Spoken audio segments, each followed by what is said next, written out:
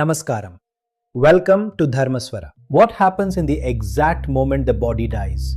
Does everything go dark? Does awareness disappear? Or does something continue silently beyond what we can measure? Every human being asks this question at some point. But Sanatana Dharma does not treat death as a mystery to fear. It treats it as a transition. Not from existence to non-existence, but from one state of experience to another. Now pause and think carefully. When you say I, what are you referring to? Your body? Your thoughts? Your memories?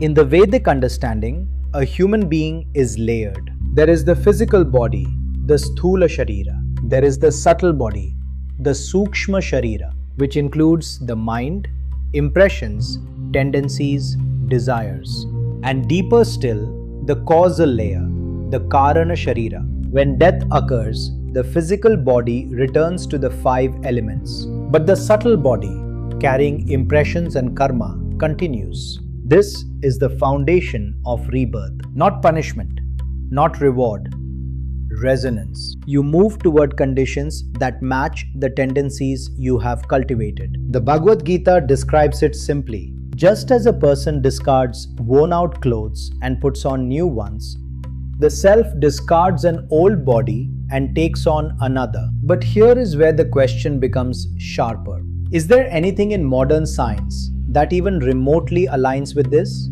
Science does not confirm rebirth as a proven fact, but science does confirm something important. Energy does not disappear. It transforms. The human body is a bioelectrical system. The heart generates measurable electromagnetic fields. The brain operates through electrical impulses. When death occurs, this organized system collapses. But here is the unsolved problem. Neuroscience still does not fully understand how subjective experience arises from physical matter. This is called the hard problem of consciousness. Sanatana Dharma approaches this from the opposite direction. It says consciousness is primary. The body is an instrument. When the instrument breaks, the musician does not cease to exist. The experience through that instrument ends. But awareness itself continues. Now consider something else. Across cultures, near-death experiences report striking similarities. A tunnel, a profound sense of peace, a life review. Ancient texts describe something similar, a karmic unfolding, where one's own impressions shape future experience. This is not scientific proof, but the parallels are intriguing. Sanatana Dharma also speaks of lokas, planes of existence. In dreams, your mind creates entire worlds without physical movement. Death in this framework is not travel through space.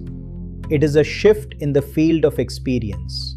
Ultimately, the highest teaching is not about heaven or rebirth. It is about moksha, freedom from the cycle itself. Not going somewhere better, but realizing that the true self was never born and never dies. Now let us be clear, science does not confirm this model, but it also does not fully explain consciousness. Between these two perspectives lies the unknown, and perhaps humility belongs there. Whether one believes in rebirth or not, one principle remains undeniable. Actions leave impressions. Impressions shape identity. Identity shapes experience. If Sanatana Dharma is correct, the mind you cultivate now shapes what comes next. And if science is correct, the life you live now is the only one you get. Either way, how you live matters. So perhaps the real question is not where do we go, but what are we becoming? If this topic resonated with you, we can go deeper.